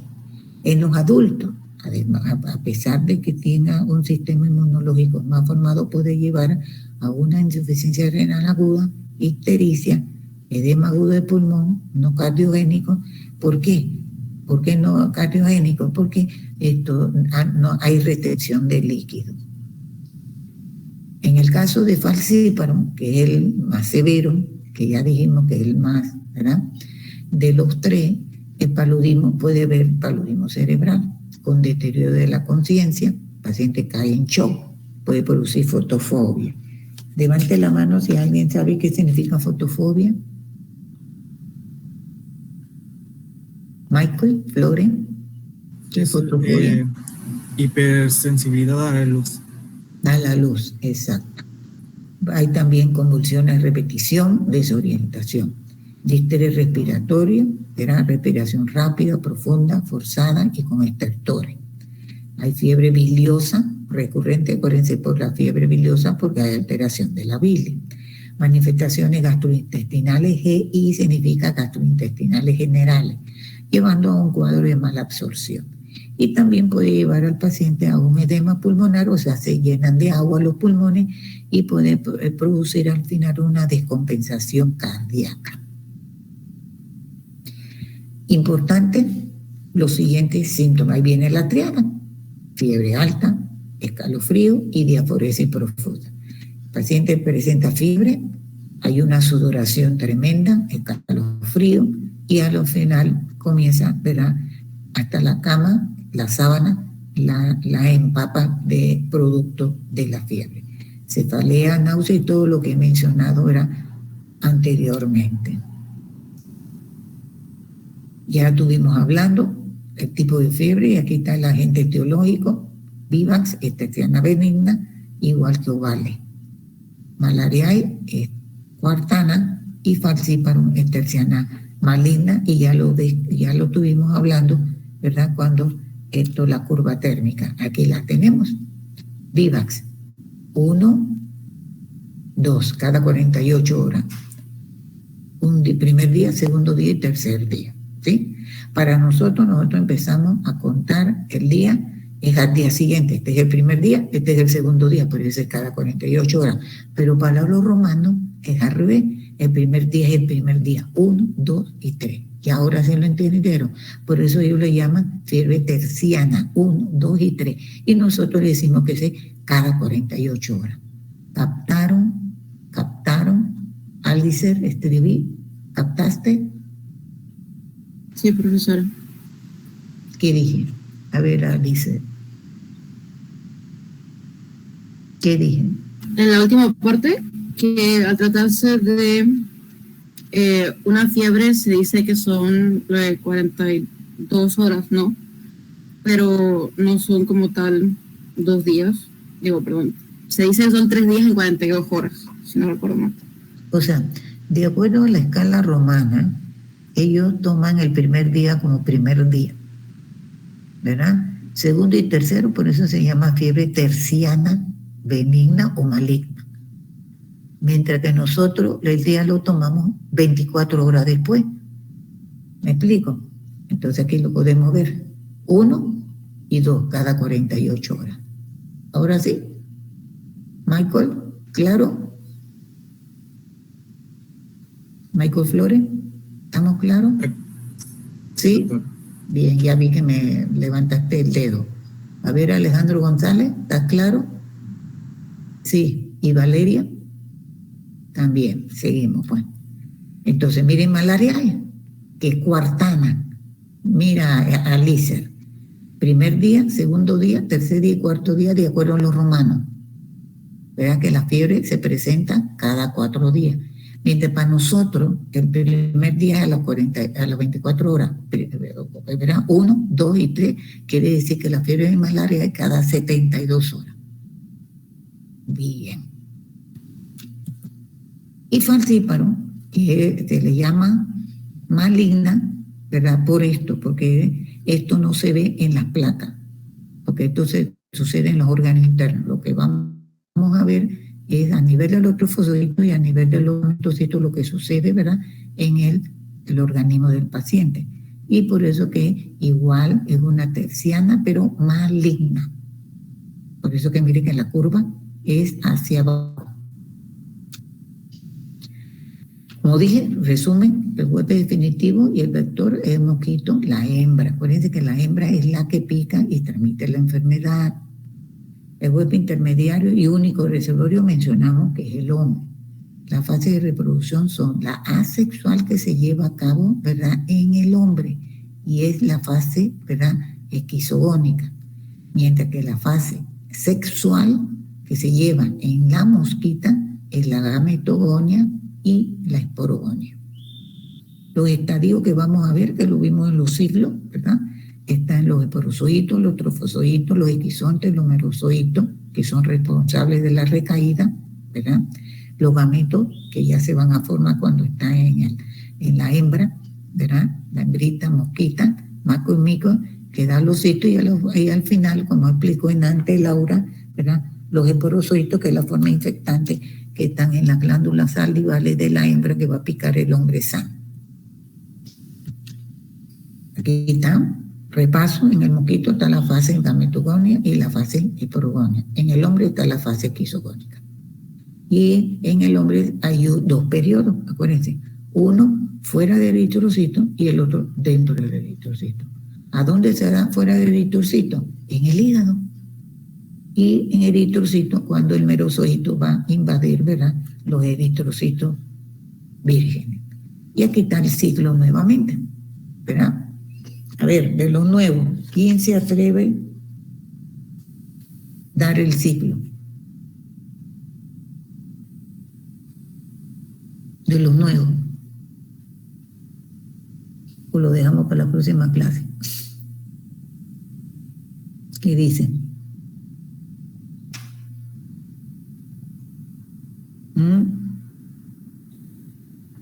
La coordinadora no se atreve. Para la próxima clase. Vamos a dejarla para la próxima clase, para que lo estudien mejor. Doctora, la próxima clase. Exacto, vamos a dejarla para la próxima, ya estoy diciendo, para la próxima sangre, para que lo vean bien y que lo hagan como lo hizo muy bien Laura. Bien, entonces miren, la fase exoeritrocítica, que verá que es en el hígado, y la que es la fase quisogónica. Y aquí en la hembrita que se lleva la esporogonia y la gametogonia. Estas son diferentes formas que van a ver en los libros, como se presenta. Aquí está la exflagelación del macho, ¿verdad? Los gametos, ¿verdad? Copula la hembra, la fertiliza, y en el cigoto, el ocisto, y a las finales, ¿verdad? El esporozoito en las glándulas. Los modos de transmisión son estos, son 4. La natural, que es la picadura de la hembra anofelina, que está infectante con esporozoito. Puede ser por transfusión sanguínea, ¿verdad? Y la sangre almacenada cuando permanece más de 16 horas. ¿Esto qué se refiere? Antes en los bancos de sangre se guardaba la sangre y esto traía repercusiones posteriormente de que podía una de esas sangre tener, ¿verdad?, la fase latente del VIVA. Entonces ahora lo que hace es que sangre que se usa, sangre que se, sangre que no se usa, sangre que se descarta, para evitar esto. Y también la vía congénita que ya mencionamos, principalmente falciparum y vivax, que antes lo mencionaron. Entonces, este es el mecanismo de transmisión que lo mencionamos. El periodo de transmisibilidad, aquí la mosquita se infecta, mientras que en la sangre de los pacientes existen gametocitos infectantes, que es lo que explicó Laura, que los gametocitos están, verá, circulando, y si esto viene una mosquita virgen, puede llevarse estos gametocitos. Y el mosquito, todo por lo general, todo mosquito que produce alguna enfermedad parasitaria y vaya a picar, tiene un promedio de vida entre 30 a 35 días, ¿verdad? Periodo. Este es el periodo de incubación, falciparum 12 días, viva 14 días, igual que ovale, que se comporta igual, y malaria tiene un periodo de incubación mucho más prolongado, de 30 días. Al examen físico vamos a encontrar algunos signos a la palpación: esplenomegalia, aumento del vaso, y hepatomegalia, aumento del hígado. Muy importante el aspecto de embarazo. La mujer, aunque esté embarazada, se le debe dar tratamiento. Hay que salvar la vida de los dos o por lo menos de uno. Y eso es recomendación. Es causa de aborto, prematurez y muerte neonatal. Hay nacimiento de niños con bajo peso. Puede transcurrir transmisión intrauterina de la infección malárica de una madre a su hijo, sí, por eso es transplacentaria. Y la presencia de la infección transplacentaria en recién nacidos mayores, madres no inmunes, o sea que inmunológicamente están afectadas. Y la malaria debe tratarse, miren lo que dice aquí, sin temer a los efectos adversos de los medicamentos antimaláricos sobre el feto o la madre. O sea que, ay, no, que le va a hacer daño. No, debe tratarse. El mecanismo patogénico de acción, eso va de acuerdo a lo que libera el parásito en un momento dado, que son metabolitos y que van a producir, ¿verdad?, destrucción del eritrocito. Estos metabolitos, que también son neutrófilos, van a liberar lipoproteínas que van a actuar en el centro termorregulador del hipotálamo, por eso la fiebre del paciente. En el caso de falciparum es la más peligrosa por su invasividad y que su fase quisogónica exoeritrocítica, que es la que mencionamos, por eso es la fiebre terciana maligna. La divisibilidad entre ellos y el endotelio vascular, los eritrocitos parasitos, es fenómeno de tromboembólisis, va a producir, ¿verdad?, tromboembólisis en el individuo, y esto lleva al paciente en fase grave. Y este mecanismo es muy importante en el caso de malaria. Los 3 géneros pueden presentar cualquiera de estos que hemos mencionado, la tromboembolis. Muy importante tener, ¿verdad?, los factores claros, los factores autoinmunes, la hemoglobinopatía, que está relacionada con la resistencia. Acuérdense que estuvimos hablando de falciparum en el caso de la, ¿verdad?, de la proteína glucosa 6-fosfato desoxidonasa, y los niños que tienen menos de 3 años siempre por lo general deben estar protegidos por la hemoglobina G materna. Por eso es que hay que darle leche a los niños hasta su tiempo indicado. Sobre la fisiopatología, importante, va de acuerdo a la cantidad de parásitos, su grado de multiplicación y la invasión, que es concominante a los glóbulos rojos, con liberación de merozoitos. Acuérdense, los merozoitos son los que salen, y productos residuales de la esquizogonia. Las consecuencias generales de la destrucción de la hemólisis, o sea, de la destrucción de los eritrocitos, de acuerdo a la gran cantidad de hematíes, que son eritrocitos, al término de la esquizogonia. Es parte de la fisiopatología. La fiebre, ¿por qué se da? Aún no se conoce bien la causa, pero se consideran 2 factores. La sensibilización a los productos liberados por los merozoitos, que antes lo mencionamos en el ciclo, y destrucción de los glóbulos rojos al término de la esquizogonia. Y la otra, que ya tuvimos de verdad definiendo, la hemozoína, que es producida por el mismo parásito de la misma hemoglobina del individuo, y también la liberación súbita de potasio y otros restos celulares. Entonces, estos 2 son productos de por qué se explica la fiebre en el caso de pacientes con malaria.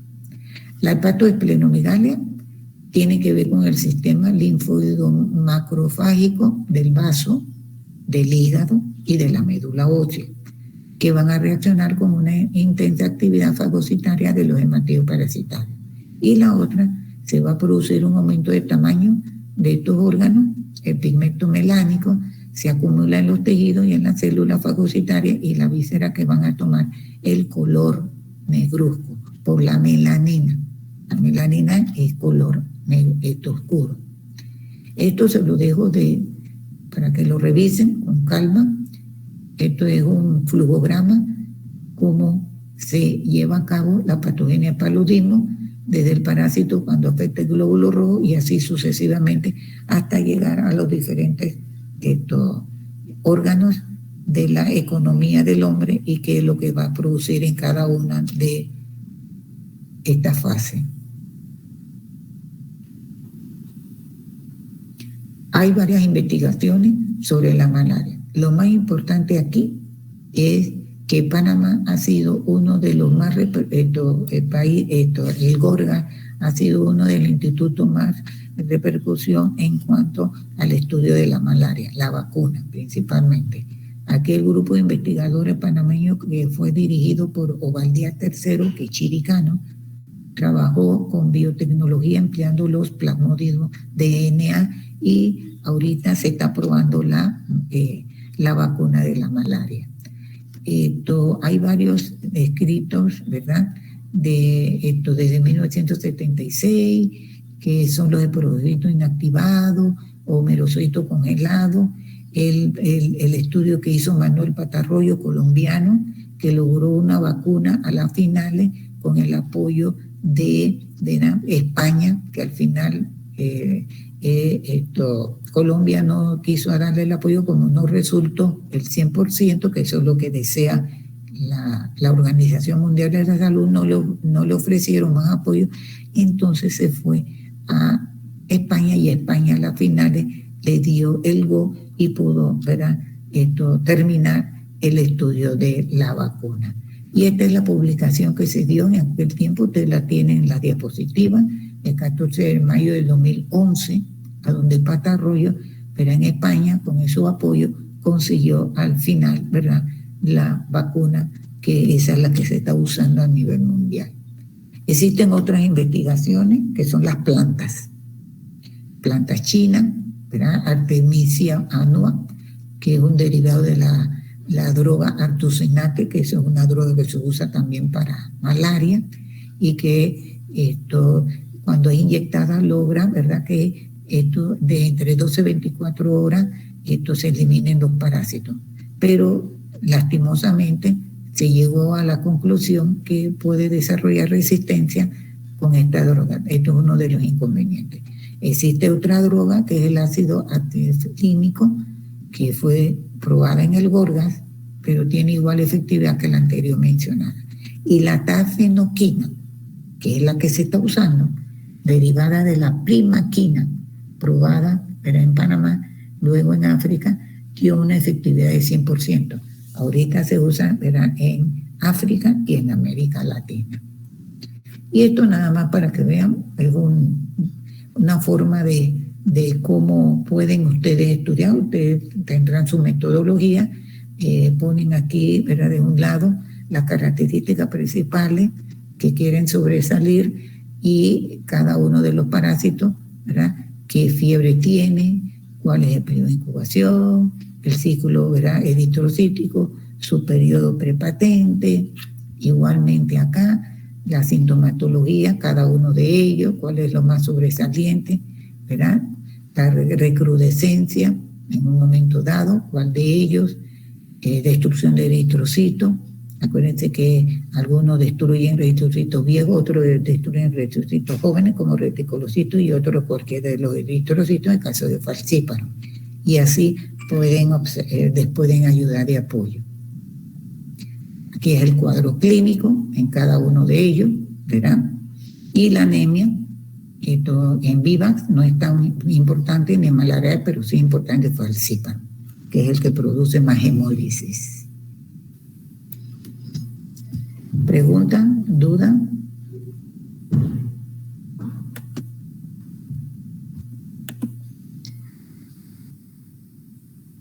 ¿Pregunta hasta aquí? ¿Duda?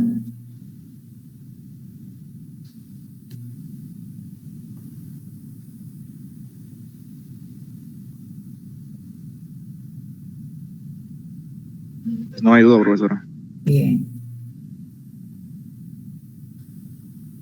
Entonces aquí pueden ver un mapa, que fue uno de los mapas globales que vimos al principio, ya más grande.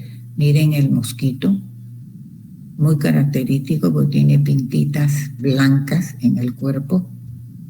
Y aquí están los países que, miren que todo el Caribe, todos los países, nosotros estamos también metidos, todos los países de América Latina, con excepción del sur, y acá en Europa y en Asia, que están afectados.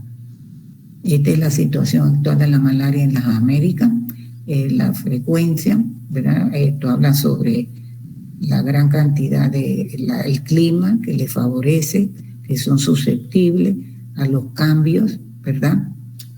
La pobreza en los lugares subdesarrollados, ¿verdad?, en las Américas. Y eso va mucho también la ocupación de cada uno de las personas en cada región. Esto también podemos observarlo. Esto ya de acuerdo al panorama global, hay lugares a donde por qué razón hay más esto, porque se presentan y otros lugares porque no. Y eso va de acuerdo a las condiciones de cada país, o de cada área, o de cada, ¿verdad?, África. Esto ya son datos para que podemos observar que la zona más afectada son las zonas rurales, pobres y los indígenas. El patrón de transmisión endémica, como hemos visto, ha variado. Como ustedes acaban de mencionar, miren que ya no respetan, ¿verdad?, lugar, porque miren que ya lo vemos en Panamá Este, como mencionaron, Panamá Oeste y el resto de la provincia del país. Entonces, él se está adaptando a los cambios climáticos.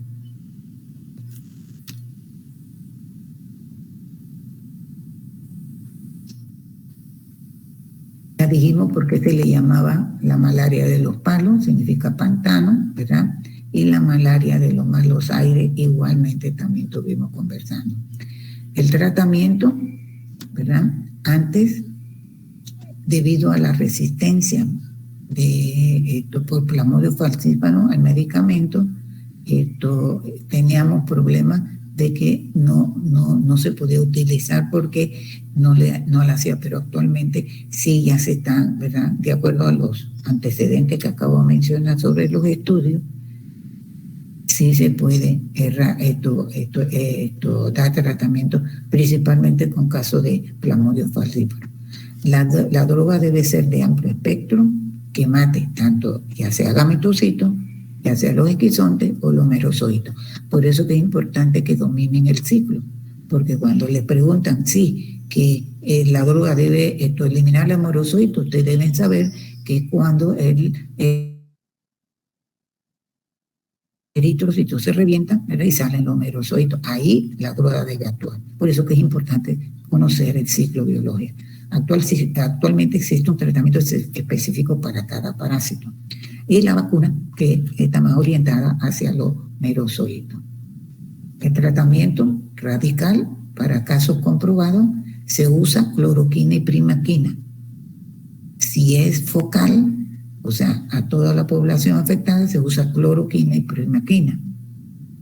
Pero ya cuando son viajeros, por eso es que cada vez que alguien viaja a un país a donde hay malaria o que de malaria viajan a otro país, siempre le piden que le pongan o le den cloroquina. Entonces, dependiendo, ¿verdad? Asimismo, se le da el tratamiento. No se debe usar DDT, tuvo prohibido desde 1900. ¿Qué es el DDT? ¿Alguien sabe? ¿Alguien sabe? El DDT es un fumigante, ¿verdad? Es como el gramoxone, pero esto es específico para los mosquitos. Esto fue prohibido desde 1972 a nivel mundial porque producía células cancerígenas. Entonces, eso no se debe usar. Entonces, dependiendo a dónde estén, ¿verdad?, los afectados, los eritrocitos, así mismo es el tratamiento. Por ejemplo, en el caso de esquizonticida sanguíneo, o sea, de la sangre, el Plasmodium falciparum vivax se debe dar cloroquina. En el caso falciparum es resistente a la primera tamina y la sulfadiapina. En el caso de gametocida, en el caso de falciparum se da primaquina, o sea que está dentro del hígado. Y esto es aquí en el eritrocito, por eso es sanguíneo. Y en el caso de, ¿verdad?, esquizontes tisulares, estamos la primaquina. Y ya la vacuna la tenemos. Esto no tienen que aprenderse. El tratamiento en realidad no le he puesto tanto énfasis, nada más para que sepan qué es lo que se debe dar en un momento dado. Pero la dosificación no, porque esto lo maneja control de vectores. Control de vectores, ellos se llaman del hospital. Cuando tenemos un paciente hospitalizado, ellos van y miran al paciente, cogen la placa, porque nosotros tomamos la muestra y la mandamos al laboratorio, y en el laboratorio dicen que encontraron. Por lo general siempre es Vivax, pero puede venir alguien del área fronteriza, los policías que vienen de allá de Darién, por lo general, ¿verdad?, ahí hay más falciparum. Y cuando vienen, muchos de ellos son chiricanos, vienen a descansar y vienen acá, vienen con el cuadro clínico y se puede encontrar, ni Dios lo quiera, un falciparum, y hay que enseguida avisar a control de vectores para que ellos vayan al hospital y den el tratamiento. Y esta es la guía de ellos para dar el tratamiento. Desde menores de 6 meses hasta 15 años y más. Y dependiendo del día que tenga el paciente, ¿verdad?, la enfermedad, asimismo se va a dar la cloroquina o la primaquina en estas dosificaciones. Por eso yo digo que no se lo deben memorizar, porque esto lo maneja más bien control de vectores, que eso se encuentra en el MISA. Lo que sí deben saber es cuándo se da cloroquina y cuándo se da primaquina, o cuándo se dan las dos, ¿me explico? O cuándo se dan otros tipos de medicamentos como estos que están aquí, ¿verdad? Que se da a veces la pirimetamina, la sulfadiazina, ¿verdad?, la mefloquina se usa mucho, y la artemisinina. Entonces aquí están, ¿verdad?, de acuerdo a la fase profilaxis clínica que se debe dar. Importante, ojo, un resumen, la cloroquina actúa sobre los parásitos que se encuentran en el torrente sanguíneo, Aralen se le llama también. Primaquina actúa sobre los parásitos que están en el tejido hepático, primaquina. Y la pirimetamina actúa sobre los parásitos que el mosquito hembra absorbe y se aloja en el estómago de este, esterilizando los parásitos macho y hembra. Esto se usa, ¿verdad?, en el mosquito. Ojo. La sulfa, tetraciclina, sulfatoquinina, mefloquina y artemisida son otros medicamentos que se usan también en los pacientes. Y esto lo manejan más que nada control de vectores. Ellos van a la comunidad y hacen el estudio con todos los habitantes que se encuentran, ¿verdad?, cerca de donde el paciente salió positivo, le toman la muestra y si salen positivos le dan el tratamiento.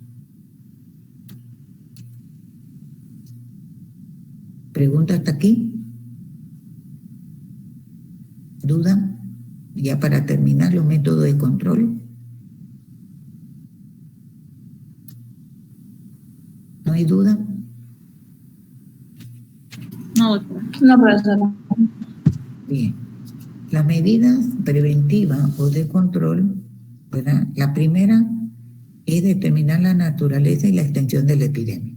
Si en un momento dado hay 3 o 4 casos, tenemos que estar, ¿verdad?, enseguida a notificar a control de vectores que este es el número de teléfono y no ha cambiado, 775-3425. Eso es a nivel de MINSA, control de vectores, o plaga, como le llaman. Intensificar las medidas contra los insectos adultos y las larvas de los vectores. Ahorita con el dengue, miren que en la televisión sale que enseguida buscan larvas para ver si encuentran, ¿verdad?, emposados en las llantas, ¿verdad?, en los vidrios que se quiebran y entonces se empoza el agua, en las hojas grandes platanales que también se empoza el agua. Eso todo se lo están controlando. Tratamiento de los casos agudos para poder que enseguida las mosquitas vírgenes por ahí no piquen al paciente enfermo y se siga transmitiendo la enfermedad. Protección del personal. Ellos cada vez que van a fumigar, ellos tienen que usar, ¿verdad?, una especie de ropas especiales para evitar que los piquen. Empleo de medicamentos supresores, que ya mencionamos, y desinfectar, ¿verdad?, por medio de aviones aquellas áreas que son poco accesibles o aquellos aviones que en un momento dado pueden también tener pasajeros que estén viajando con algunos de los signos o síntomas que mencionamos, los barcos y otros vehículos. Aquí están algunas, ya ilustradas, miren lo que utilizan ellos en la cabeza, en la nariz, como medida de protección y comienzan a fumigar, ¿verdad?, todas las áreas. Esto es en carro, no, ellos fumigan las áreas. Por eso que ellos solicitan que cuando están fumigando no cierren las ventanas, porque muchos de estos mosquitos, ¿verdad?, se meten entre las ranuras de las maderas o dentro de las casas. ¿Pregunta? ¿Duda? Ya terminamos.